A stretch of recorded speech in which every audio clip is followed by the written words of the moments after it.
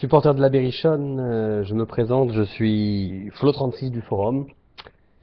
J'ai décidé cette année d'essayer d'intervenir le plus possible, sur l'actualité de la Berrichonne, puisque la Berrichonne est mon club de cœur. Je suis né à Châteauroux, donc forcément à Châteauroux en sport, on sait très bien que c'est le foot en premier. Donc malheureusement, vous le savez tous, nous sommes descendus en national. Et je voulais réagir sur la première actualité de la nouvelle saison 2015-2016, à savoir la conférence de presse des dirigeants de la Berrichonne, des dirigeants qui n'ont pas changé. Donc, premier point, je pense que miser sur une stabilité, c'est une erreur. Je lis, je vois un petit peu ce qui se passe sur le forum. Je pense ne pas être le seul à penser ainsi. On mise sur une stabilité l'année où nous descendons sportivement pour la deuxième fois de suite. Donc c'est un petit peu étrange, un petit peu étrange. Alors malgré tout, il y a quelques petits changements. Le roi vient en directeur sportif, hein, puisque le conseil du président c'est plus ou moins un directeur sportif. Alors ok, Jérôme Leroy a été un bon joueur, a une grande carrière. Mais déjà, je comprends pas pourquoi nous mettons ce gars-là en tant que directeur sportif. Il n'a pas d'expérience. Et nous allons pas me faire croire qu'il connaît les joueurs de national. Hein. Du jour au lendemain, il aurait des réseaux avec les dirigeants de Fréjus, de Dunkerque, d'Avranches ou de Chambly.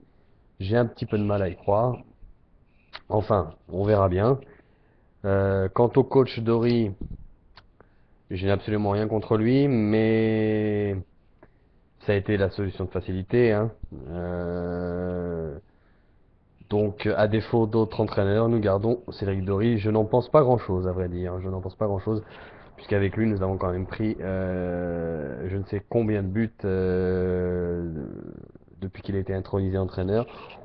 On avait quand même tendance à prendre de sacrés volets à l'extérieur, malgré tout. Enfin, on verra bien si il y a un plan de jeu. Parlant de plan de jeu, justement, je ne suis pas très rassuré parce que les dirigeants nous disent vouloir travailler d'abord sur des mecs qui ont des valeurs, les mêmes valeurs que la Berrichonne Football, Dixit Patrick Schoen, ouais, les mêmes valeurs que les dirigeants, les mêmes valeurs que Jérôme Leroy. Jérôme Leroy, il a quand même changé de club 15 fois en 15 ans, sinon plus.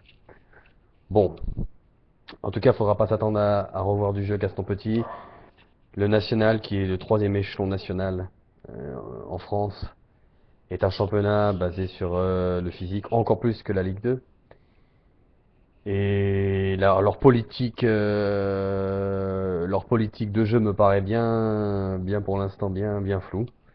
Alors on nous dit c'est normal, on est qu'en juin, le groupe n'est pas encore monté, les recrues vont arriver peut-être sur le tard. Mais pour moi, faire du jeu et national sont deux choses impossibles. Mais quand même, il faudrait un minimum. Et quand j'entends le discours, on nous dit, on cherche des joueurs qui ont des valeurs de combat. Tout ça est bien beau, hein, mais il faut quand même se rappeler que les meilleures saisons de la Berrichonne, et en général dans le football, hein, les résultats viennent par le jeu. Et malheureusement, le jeu, nous n'en avons plus depuis X années. Et je n'ai pas l'impression que cette année, nous en aurons encore. Donc la priorité des dirigeants semble être de redonner la fierté à la ville, aux supporters, en engageant des combattants. Je ne demande qu'à voir.